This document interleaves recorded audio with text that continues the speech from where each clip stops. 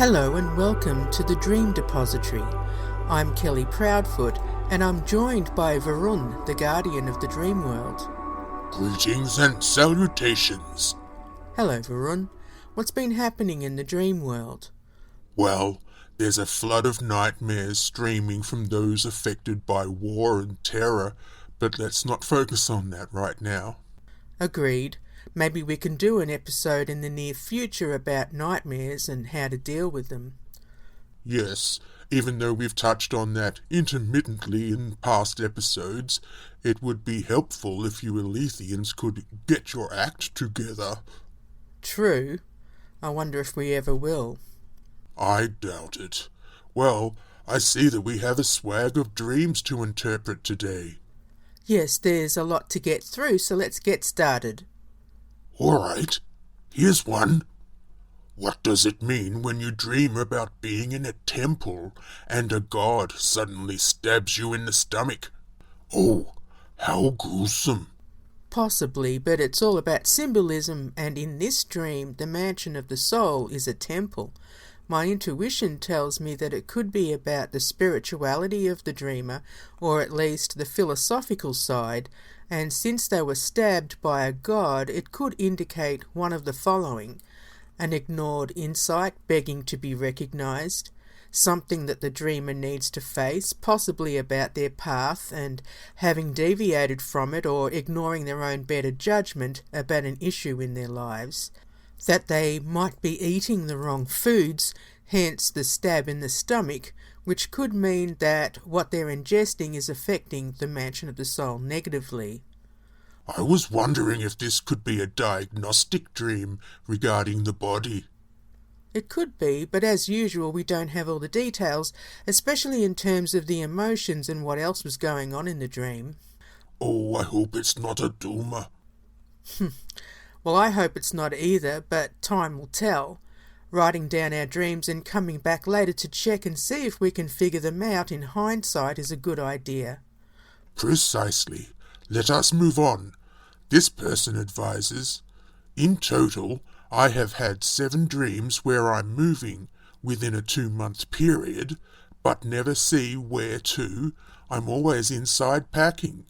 What does it mean when you dream you're moving? I've had this dream several times throughout my life, and for me, it was usually around a time where a change was occurring, whether a new job, a new position, or dealing with upheavals, big and small. Always packing for a move can indicate feeling stuck, prepared and ready to go, but still waiting for a catalyst to set the wheels in motion. The dreamer could be wishing for something to happen and feeling like they're spinning their wheels and going nowhere. Desiring change, stuck in stasis, not knowing what to do next. Yes, they need to meditate on this and try to figure out what they want and how they plan to get there. We often miss out on opportunities when we're so laser focused on the details rather than scanning the horizon for a sign or an all-encompassing point of view. Lovely. Now, Huda asks, if one dreams of a black snake and its head was cut off in the dream, what does it mean? Like we've discussed before, different animals can mean different things to different people. Snakes can represent the cycles of life, sexuality, or psychic powers, but they can also represent a snake in the grass as a pun, someone you may not trust, or a hidden danger. Cutting the snake's head off could mean that Huda feels powerless or that she narrowly avoided a dangerous event. It's also important to know if the dreamer is afraid of snakes because that could change the meaning. True, but Huda needs to take a deeper look into the whole thing and see what rings true for her as she analyses herself properly. Quite. Oh, here's another interesting one. K.A. asks, what does it mean to see a half moon and crescent facing each other in a dream? A half moon is also called the last quarter moon, where only half of the illuminated portion of the moon is visible after the waning phase. A crescent moon is when the waning moon looks like a crescent decreasing in size, but also when it's waxing. The thing is, there are 2 crescent moons in a lunar cycle, one waxing and one waning, and the first and last quarters are the half moons, so it's difficult to decipher this dream, at least for the moon aspects, without knowing if the half moon was first or last quarter, and if the crescent moon was waning or waxing. Also, there are combinations. It might sound like I'm getting really deep into this, but just to explore possible meanings, I'll break them down as follows. The first quarter half moon facing the waxing crescent could be issues with recent events. The first quarter half moon facing the waning crescent could be issues with past events. The last quarter half moon facing the waxing crescent could be thoughts about future events. And the last quarter half moon facing the waning crescent could be thoughts about the present. Of course, this is more like fanciful guessing, but put simply, the fact that the half moons turn from their usual positions to face either the waxing or waning crescent moons could indicate going against the grain or keeping your eyes on the past rather than the present. It could also symbolize the following. The waning crescent moon turning to face the other way towards the last quarter half moon might mean not wanting to change, or the first quarter half moon turning to face the other way towards the waxing crescent moon could be focusing on recent growth rather than the steps going forward.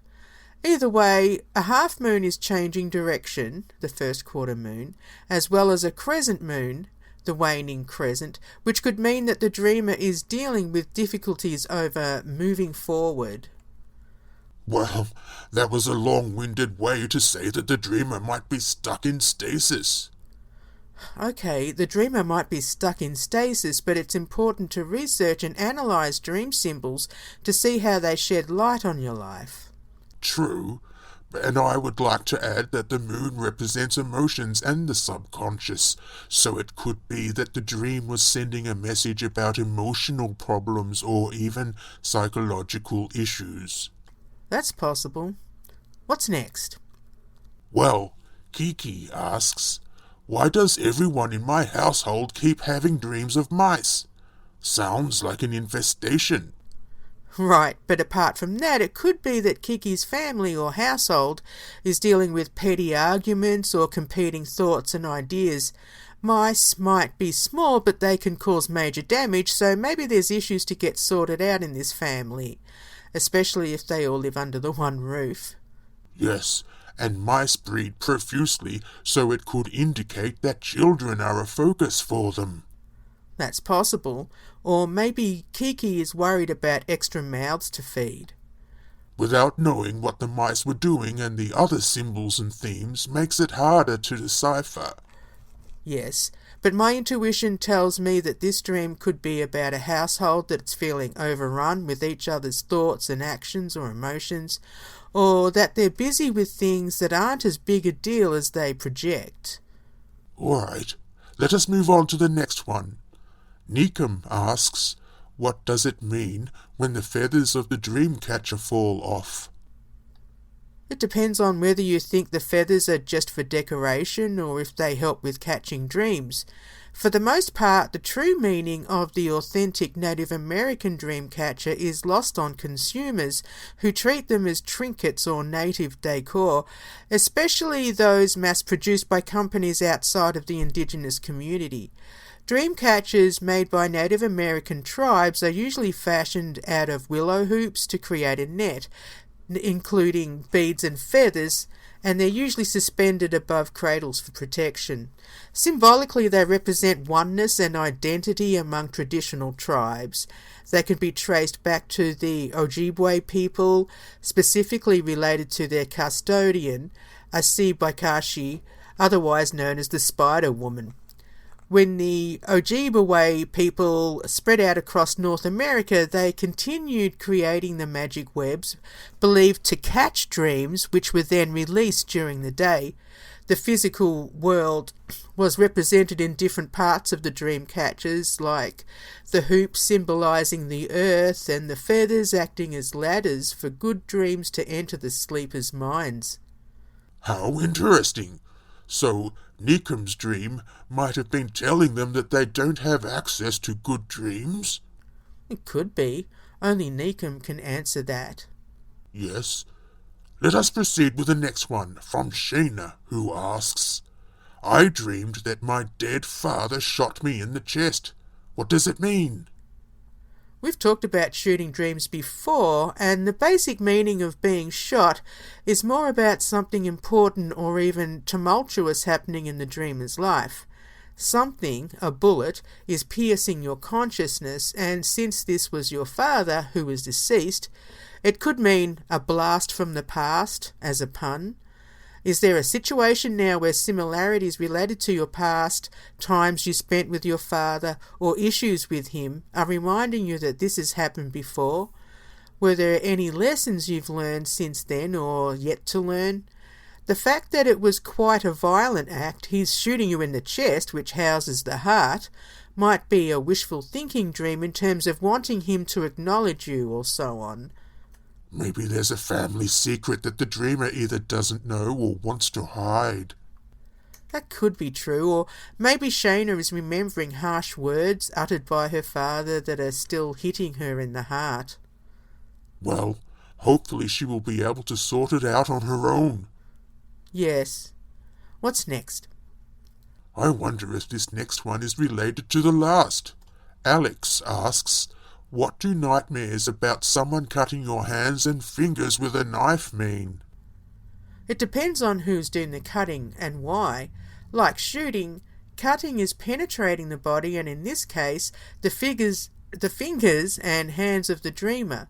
Like a bullet, a knife can symbolise the means to pierce, dissect or dismember, maybe even surgically removing a problem or the cause of one or more problems. We use our hands all the time for a variety of purposes, and fingers point, grab and select things, to name a few. The fact that Alex's hands and fingers were being cut could indicate that there's something wrong with what they're doing in life, or a mistake that was made, prompting the cutting to try to stop what's happening. I wonder if it could also symbolise self-sabotage. My thoughts exactly. Then why didn't you say so? I was getting to it, Mr. Persnickety. Persnickety? Anyway, Alex will need to take a good look at what's going on to gain further insights, as is usually the case with most people who submit their dreams. There's a lot more going on behind what has been asked. Anyway, so we will go on. Wait a minute. What is persnickety? It means like pettifogging, nitpicking. Satisfied? Not entirely, but let me add that I also wonder if Alex has been naughty and the dream is a message of self-retribution. That's possible, but it could also symbolise inaction. Therefore, the stabbing is a way of prompting Alex into action, or maybe they feel thwarted by something or someone. True. Now, Mr. Persnickety wants to move on to the next dream. Ha ha. It tickles my fancy, actually. Quite silly. It's from Rosie, and she asks, what does it mean to dream about arguing with someone I've never seen before for making someone cry? They say, you shouldn't be saying things with someone your height, then picking me up and spinning me.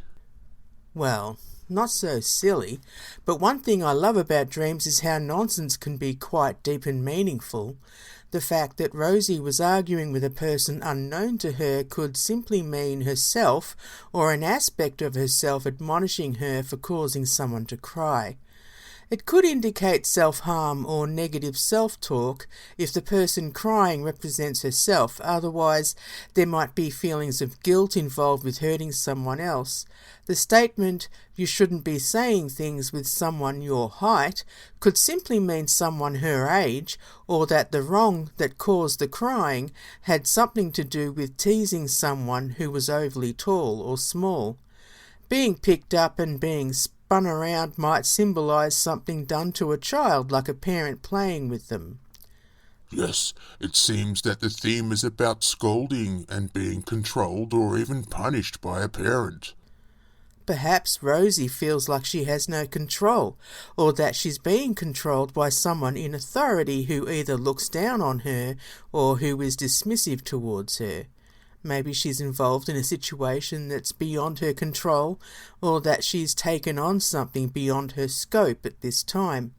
The fact that emotions are involved in terms of the crying could symbolise hurtful words or deeds that need to be dealt with. Very well. Let us take a look at Jim's request. Why do my lucid dreams seem to have a time limit?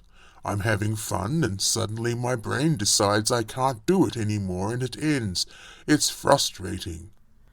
All dreams have a time limit. What do they mean? The dreamer is frustrated over the short span of their lucid dreams.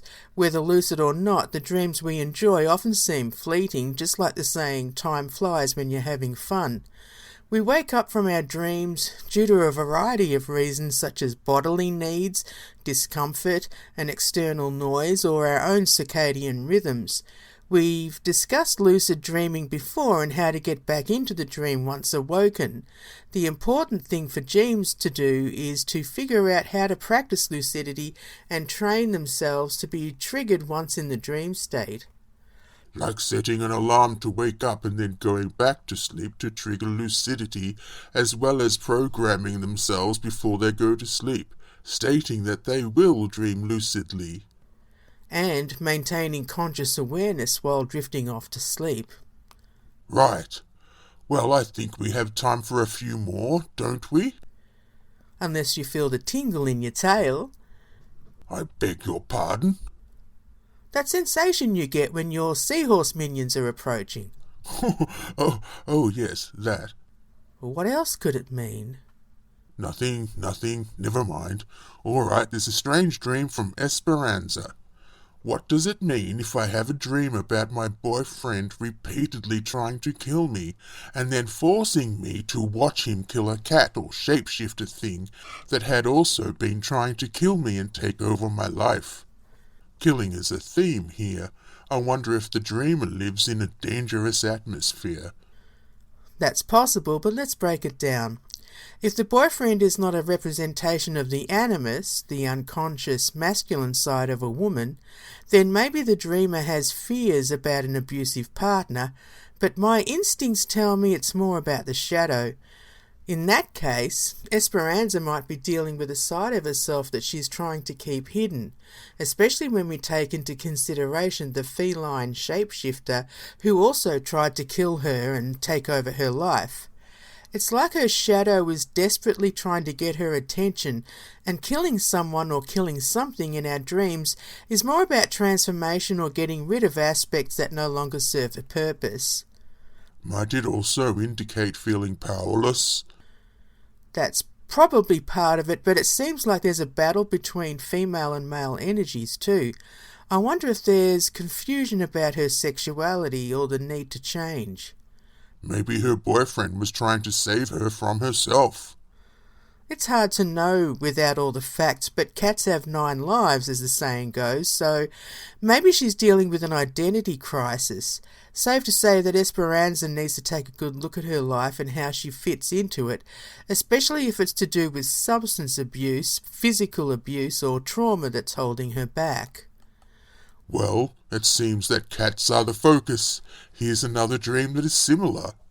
What would it mean to dream about your cat turning into a human? My cat went outside of my house and my cat's a male, and in the dream he became a boy, a human boy. And I was watching him and he just changed. What does that mean? I feel like this is about the integrated self.